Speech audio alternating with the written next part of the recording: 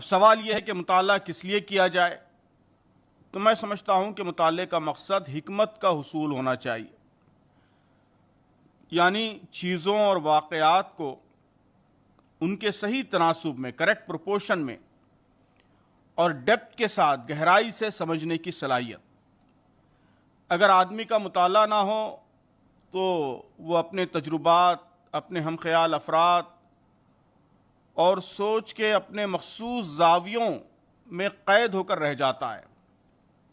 مطالعہ اس کو اس خول سے، اس محدود دنیا سے باہر لاتا ہے۔ متنوع خیالات، ڈائیورس تھاٹ سے اس کا سابقہ ہوتا ہے، معلومات میں وسعت پیدا ہوتی ہے، اپنے دائرے کے باہر کے تجربات سے بھی وہ مستفید ہوتا ہے، مخالفین کے دلائل اور ان کے ذہنی سانچے سے واقف ہوتا ہے، اور اس طرح اس کے اندر حکمت پیدا ہوتی ہے۔ تو یہ مقصد حاصل کرنے کے لیے ضروری ہے کہ ہمارے مطالعے میں تنوع ہو، ڈائیورسٹی ہو اور پلاننگ ہو، یعنی منصوبہ بندی ہو۔ آپ جانتے ہیں کہ ہمارا یہ دور نالج ایکسپلوژن کا دور کہلاتا ہے۔ اس دور میں ترجیحات کے شعور کے بغیر، یعنی سینس آف پریورٹی کے بغیر اور انتخاب کی صلاحیت کے بغیر، یعنی ایبیلٹی ٹو سلیکٹ، اس کے بغیر حکمت کا حصول ممکن نہیں ہے۔ ہمارے اندر یہ ایبیلٹی ہونی چاہیے کہ ہم کون سی کتابیں پڑھیں، یہ ہم سلیکٹ کر سکیں، ترجیح دے سکیں۔ کہا جاتا ہے کہ کچھ کتابیں صرف چکھنے کی ہوتی ہیں، کچھ نگل جانے کی ہوتی ہیں، اور کچھ ہی کتابیں چبانے اور ہضم کرنے کی ہوتی ہیں۔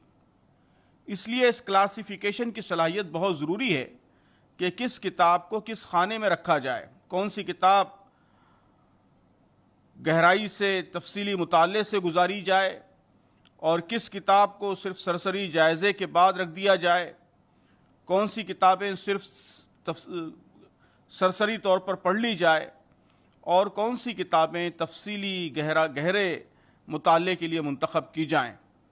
تو یہ ججمنٹ، اس قوت فیصلہ کے بغیر کثرت مطالعہ یہ حکمت کے حصول کا ذریعہ نہیں بنتی، بلکہ بعض اوقات حکمت کے راستے میں رکاوٹ بن جاتی۔ صرف کتابیں جمع کرنا اور دنیا بھر کے بھانت بھانت کے مصنفین کے نام لیتے رہنا یہ مطالعہ نہیں ہے۔ انٹرنیٹ کے اس دور میں یہ کام تو بہت آسان ہے، بلکہ اب تو ماہرین کہہ رہے ہیں کہ کثرت معلومات، انفارمیشن اوورلوڈ، یہ حکمت کو ختم کر دیتی ہے۔ آپ کمپیوٹر یوز کرتے ہیں، کمپیوٹر کی میموری میں اگر ڈیٹا بہت زیادہ ہو جائے تو اس کی پروسیسنگ کی صلاحیت کم ہو جاتی ہے۔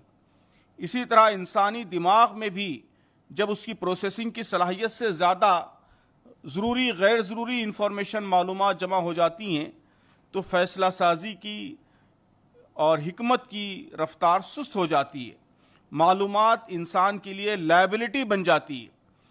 اس لیے کثرت مطالعہ، یعنی کوانٹٹی سے زیادہ ریڈنگ کی کوالٹی، مطالعے کے معیار پر ہماری توجہ ہونی چاہیے۔